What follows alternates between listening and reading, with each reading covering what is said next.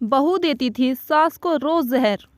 गीता नामक एक युवती का विवाह हुआ और वह अपने पति और सास के साथ अपने ससुराल में रहने लगी। कुछ ही दिनों बाद गीता को आभास होने लगा कि उसकी सास के साथ पटरी नहीं बैठ रही है।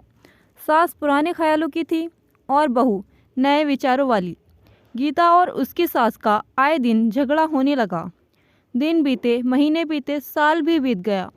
ना तो सास टीका टिप्पणी करना छोड़ती और ना गीता जवाब देना। हालात बद से बदतर होने लगे। गीता को अब अपनी सास से पूरी तरह नफरत हो चुकी थी। गीता के लिए उस समय स्थिति और बुरी हो जाती जब उसे भारतीय परंपराओं के अनुसार दूसरों के सामने अपनी सास को सम्मान देना पड़ता। अब वह किसी भी तरह सास से छुटकारा पाने की सोचने लगी। एक दिन जब गीता का अपनी सास से झगड़ा हुआ और पति भी अपनी मां का पक्ष लेने लगा तो वह नाराज़ होकर मायके चली आई। गीता के पिता आयुर्वेद के डॉक्टर थे। उसने रो रो कर अपनी व्यथा पिता को सुनाई और बोली, आप मुझे कोई जहरीली दवा दे दीजिए जो मैं जाकर उस बुढ़िया को पिला दूं, नहीं तो मैं अब ससुराल नहीं जाऊंगी। बेटे का दुख समझते हुए पिता ने गीता के सिर पर प्यार से हाथ फेरते हुए कहा, बेटी, अगर तुम अपनी सास को जहर खिलाकर मार दोगी तो तुम्हें पुलिस पकड़कर ले जाएगी और साथ ही मुझे भी, क्योंकि वो जहर मैं तुम्हें दूंगा, इसलिए ऐसा करना ठीक नहीं होगा।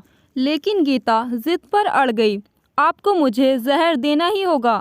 अब मैं किसी भी कीमत पर उसका मुंह देखना नहीं चाहती। कुछ सोचकर पिता बोले, ठीक है, जैसे तुम्हारी मर्जी, लेकिन मैं तुम्हें जेल जाते हुए भी नहीं देख सकता, इसलिए जैसे मैं कहूँ वैसे तुम्हें करना होगा। मंजूर हो तो बोलो, क्या करना होगा? गीता ने पूछा।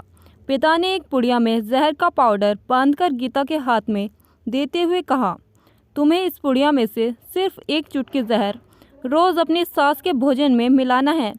कम मात्रा होने से वह एकदम से नहीं मरेगी, बल्कि धीरे धीरे आंतरिक रूप में कमज़ोर होकर 5 से 6 महीनों में मर जाएगी। लोग समझेंगे कि वह स्वाभाविक मौत मरी है।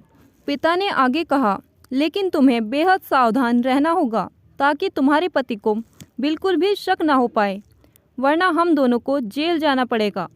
इसलिए तुम आज के बाद अपनी सास से बिल्कुल भी झगड़ा नहीं करोगी, बल्कि उसकी सेवा करोगी। यदि वह तुम पर कोई टीका टिप्पणी करती है तो तुम चुपचाप सुन लोगी, बिल्कुल भी प्रत्युत्तर नहीं दोगी। बोलो, कर पाओगी ये सब? गीता ने सोचा, 6 महीने की तो बात है, फिर तो छुटकारा मिल ही जाएगा। उसने पिता की बात मान ली और जहर की पुड़िया लेकर ससुराल चली आई। ससुराल आते ही अगले ही दिन से गीता ने सास के भोजन में एक चुटकी जहर रोज़ाना मिलाना शुरू कर दिया। साथ ही उसके प्रति अपना बर्ताव भी बदल दिया। अब वह सास के किसी भी ताने का जवाब नहीं देती, बल्कि क्रोध को पीकर मुस्कुराते हुए सुन लेती। रोज़ उसके पैर दबाती और उसकी हर बात का ख्याल रखती।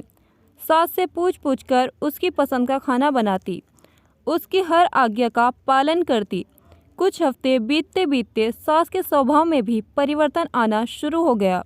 बहू की ओर से अपने तानों का प्रत्युत्तर ना पाकर उसके ताने अब कम हो चले थे, बल्कि वह कभी कभी बहू की सेवा के बदले आशीष भी देने लगी थी। धीरे धीरे 4 महीने बीत गए। गीता नियमित रूप से सास को रोज़ एक चुटकी जहर देती आ रही थी, किंतु उस घर का माहौल अब एकदम से बदल चुका था। सास बहू का झगड़ा पुरानी बात हो चुकी थी। पहले जो सास गीता को गालियां देते नहीं थकती थी, अब वही सास आस पड़ोस वालों के आगे गीता की तारीफों के पुल बांधने लगी थी। सास बहू को साथ बिठाकर खाना खिलाती और सोने से पहले भी जब तक बहू से 4 प्यार भरी बातें ना कर ले, उसे नींद नहीं आती थी। 6ठा महीना आते आते गीता को लगने लगा कि उसकी सास उसे बिल्कुल अपनी बेटी की तरह मानने लगी है। उसे भी अपने सास में माँ की छवि नज़र आने लगी थी। जब वह सोचती कि उसके दिए जहर से उसकी सास कुछ ही दिनों में मर जाएगी, तो वह परेशान हो जाती थी।